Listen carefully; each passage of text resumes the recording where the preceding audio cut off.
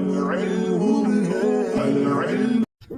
الله الرحمن الرحيم. اللهم صل على سيدنا ومولانا محمد افضل صلواتك بعدد معلوماتك وبارك وسلم وصل عليه. بسم اللہ الرحمن الرحیم. عزیز طلباء کرام، مختارات من ادب العرب سے بحمد اللہ تعالی آج ہمارا سبق نمبر 35 ہے، اور جو مضمون ہم آج شروع کرنے جا رہے ہیں ابتلاء کعب بن مالک رضی اللہ تعالی عنہ، یعنی حضرت کعب بن مالک رضی اللہ تعالی عنہ کی آزمائش، امتحان. آج اس کا پہلا حصہ ہے، تو بڑھتے ہیں اپنے سبق کی طرف.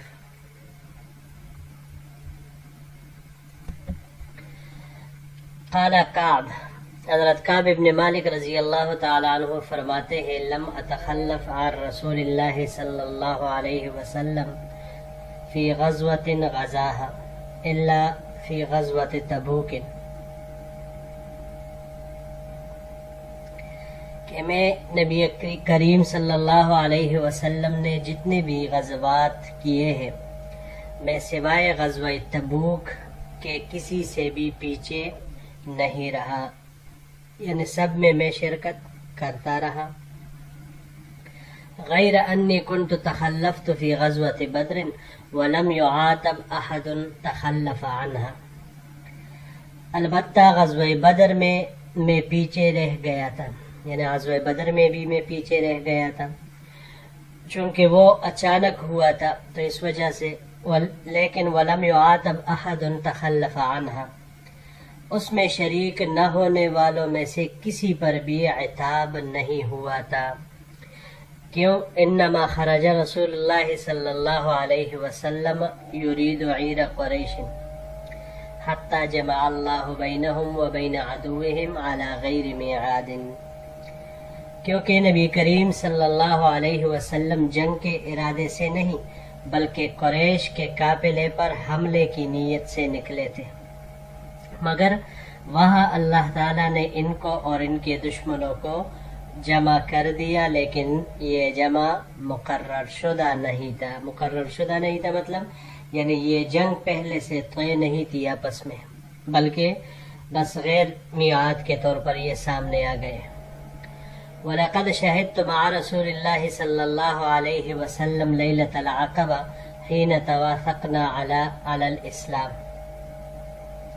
میں لیلۃ العقبہ میں بھی حضور صلی اللہ علیہ وسلم کی خدمت میں حاضر ہوا تھا، جس وقت ہم نے اسلام کی حمایت، نصرت اور حفاظت پر بیعت کی تھی.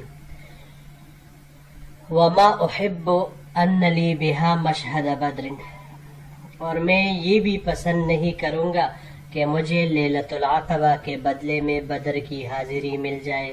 وان کانت بدرن اذکر فی الناس منہا، اگرچہ غزوہ بدر لوگوں میں لیلۃ العقبہ کے نسبت زیادہ مشہور ہے.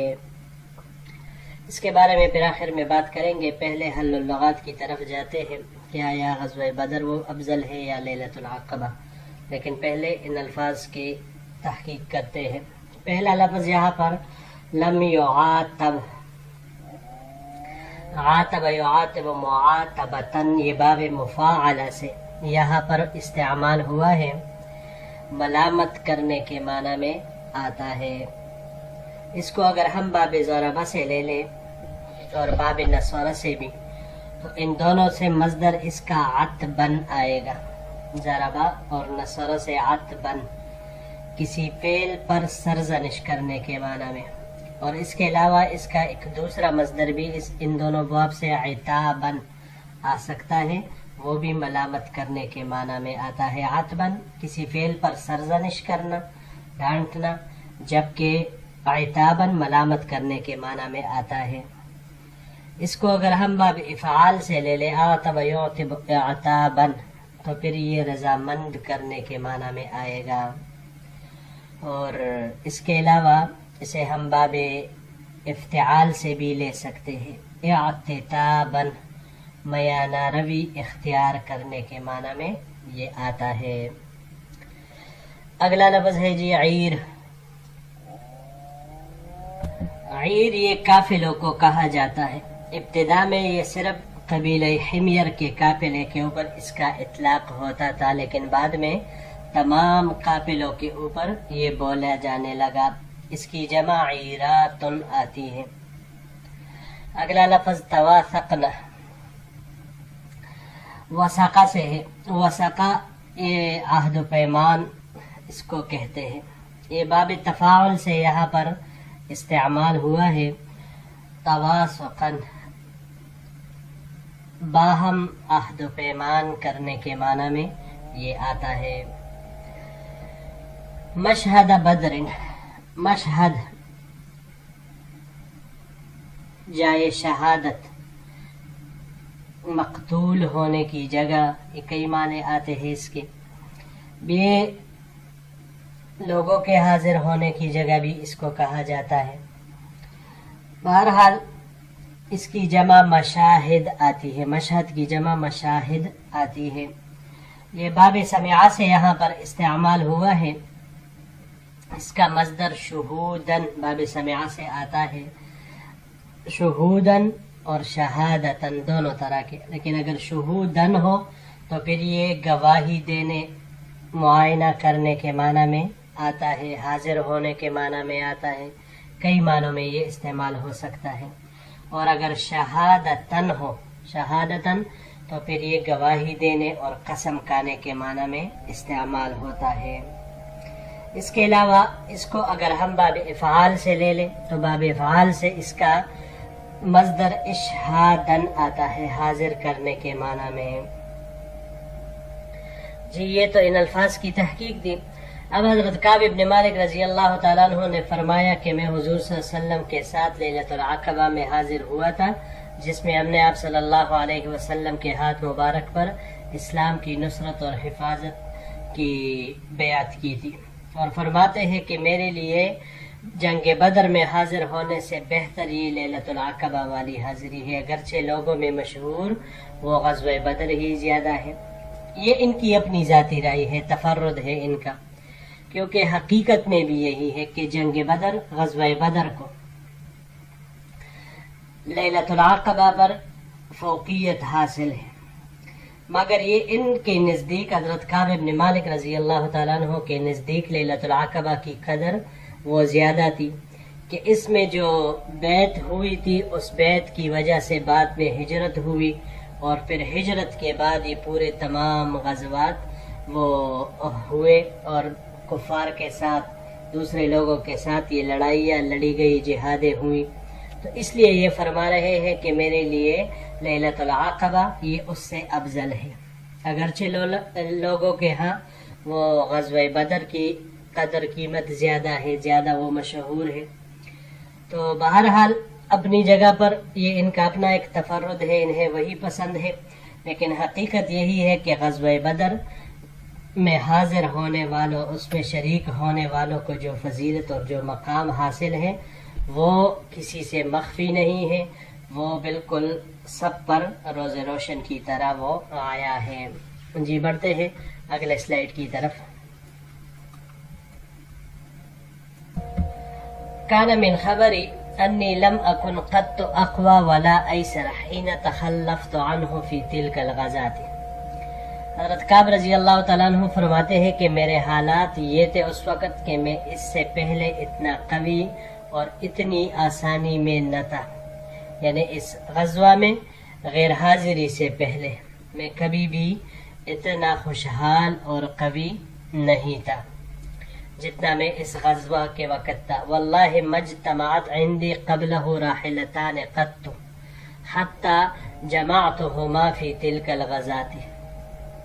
اور اللہ کی قسم اس سے پہلے کبھی بھی 2 سواریاں میرے پاس جمع نہیں ہوئی تھی، جبکہ اس غزوہ کے وقت میرے پاس 2 سواریاں تھیں. ولم يكن رسول اللہ صلی اللہ علیہ وسلم يريد غزوة الا ور بغیرها. حضور صلی اللہ علیہ وسلم کا جب کسی غزوہ کے پر جانے کا ارادہ فرماتے تو اس کے غیر کے ساتھ توریہ فرماتے تھے، یعنی اگر مشرق کی طرف جانا ہو تو مغرب کی جانب اشارہ فرما دیتے، ذکر کر دیتے، شمال کی طرف جانا ہو تو جنوب کا ذکر فرما دیتے۔ یہ احتیاطی تدابیر کے طور پر کرتے تھے تاکہ دشمن کو کانوں کان خبر نہ پہنچے۔ حتی کانت تلک الغزوہ غزاها رسول اللہ صلی اللہ علیہ وسلم فی حر شدید، اور یہ غزوہ تبوک کا واقعہ اس وقت پیش آیا جب سخت گرمی تھی۔ واستقبل سفرا بعیدا ومفازا وعدوا کثیرا، بہت لمبا اور بے آب و گیاہ صحرائی سفر تھا اور دشمن کی تعداد بھی بہت زیادہ تھی۔ فجلى للمسلمین امرهم لیتأہبوا اہبت عزوهم فأخبرهم بوجهه الذي يريد۔ تو آپ صلی اللہ علیہ وسلم نے اس سفر کا اظہار فرما دیا تاکہ مسلمان جہاد کی تیاری کے لیے جس سامان کی ضرورت ہوتی ہے وہ پورا تیار کر سکے، اور آپ صلی اللہ علیہ وسلم نے وہ سمت بھی بتلا دی کہ جدھر آپ صلی اللہ علیہ وسلم جانا چاہتے تھے۔ والمسلمون مع رسول اللہ صلی اللہ علیہ وسلم کثیر، اور اس جہاد میں مسلمانوں کی تعداد بھی رسول اللہ صلی اللہ علیہ وسلم کے ساتھ بہت زیادہ تھی۔ جی یہاں پر یہ الفاظ ہے، پہلا اس میں ورہ، توریتن، توریہ ایک اصطلاح بھی ہے، اصل بات چھپا کر دوسری بات ظاہر کرنا، اس کو توریہ کہتے ہیں۔ یہاں پر یہ باب تفعیل سے استعمال ہوا ہے، توریتن مصدر اس کا آتا ہے۔ اس کو اگر ہم باب ضربہ سے لے لیں تو باب ضربہ سے مصدر اس کا ورین آئے گا۔ ورین پیپڑے پہ مارنا، کسی کو پیپڑے پہ لات گوسا مارے تو اسے کہا جاتا ہے۔ باب تفاعل سے تورین چھپنے کے معنی میں آتا ہے۔ باب مفاعلہ سے مواراتن چھپانے کے معنی میں یہ آتا ہے۔ اگلا لفظ مفازن، یہ اس بیابان کو کہا جاتا ہے کہ جس میں پانی بالکل بھی نہ ہو۔ اس کی جمع مفازاتن یا مفاوزن آتی ہے۔ باب نصورہ سے فوزن، مصدر اس کا آتا ہے کامیاب ہونے کے معنی میں، کامیاب ہونے کے معنی میں۔ اس کو اگر ہم باب افعال سے لے لیں تو اس کا مصدر باب افعال سے افاظتن، کامیاب کرانے کے معنی میں یہ آئے گا۔ اور اگر باب تفعیل سے اس کو لے لیں ہم تفویزن تو گزرنے، ظاہر ہونے کے معنی میں یہ پھر آئے گا۔ اگلا لفظ فجلہ،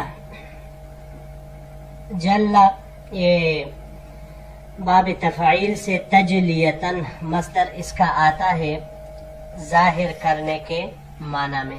تجلیتن ظاہر کرنے کے معنی میں یہ استعمال ہوتا ہے باب تفعیل سے۔